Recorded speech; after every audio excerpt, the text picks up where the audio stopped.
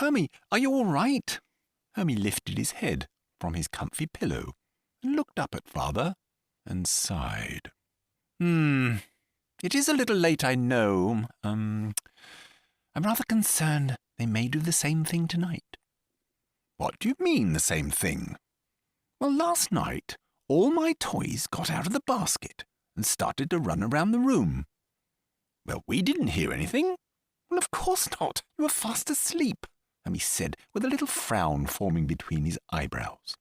Do you realize I had to watch all this going on, and it's not very fair? For instance, there was Hedgehog. Hedgehog? Father inquired. Yes, Hedgehog. He was jumping up and down annoying Monkey, and Pink Pig was running around kicking the tennis ball. Really? Father sympathetically said. Yes, also Big Ted, over there, decided to do something very silly.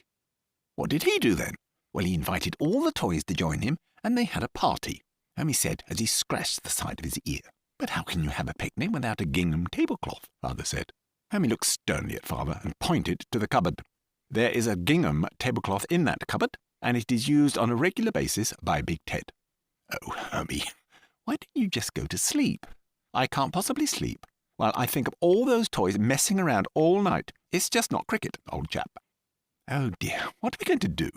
Father said as he sat down next to Hermie and patted him on his little head. Hermie looked up and gazed into Father's eyes. It's just not right, Father. There be any chance you could come and join me tonight?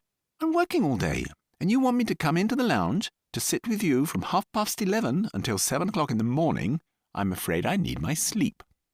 Oh, Father, pretty please. Oh, go on then. Wake me up later. Father turned the light off and went to bed. The snoring didn't put Hermie off as he pushed Father's bedroom door open and crept up to the side of the bed. I say, Father, Hermie quickly said as he pushed his paw onto the duvet. Yes, Hermie, what is it? Haven't you forgotten something? Father turned towards Hermie as he sat on the floor by the bed and looked up at the clock. Is that the time? 12:30? Yes, I believe it is. You did say you would come and sit with me. Okay, I'd better get out of bed and very quietly, as I don't want to disturb Mother.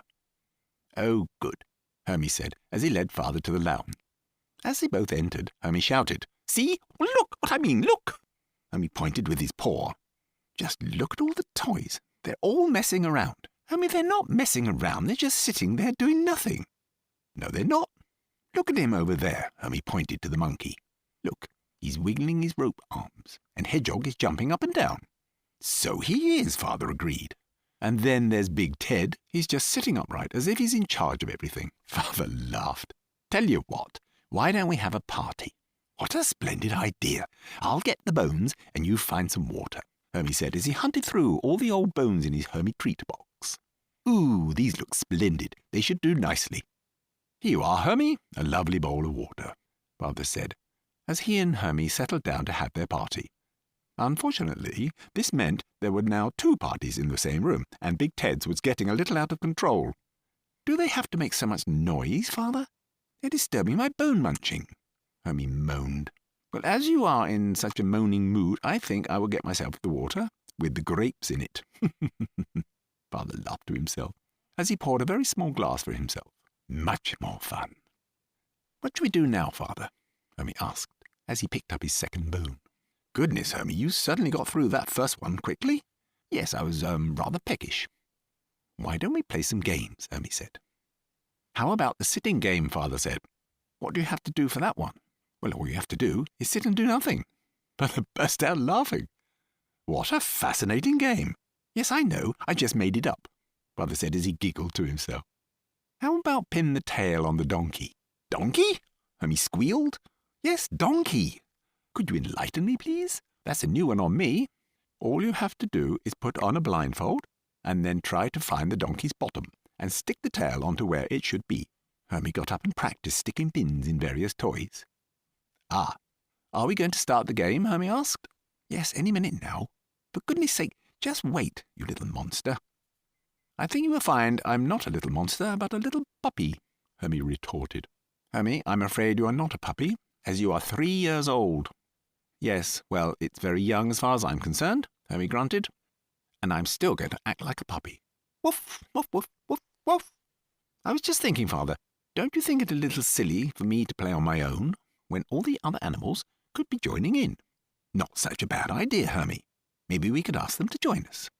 Hermie went over to Big Ted's party and said, "Excuse me, Big Ted, but would you like to join Father and I for a game of stick in the tail on the donkey?" "What on earth are you talking about?" Monkey asked.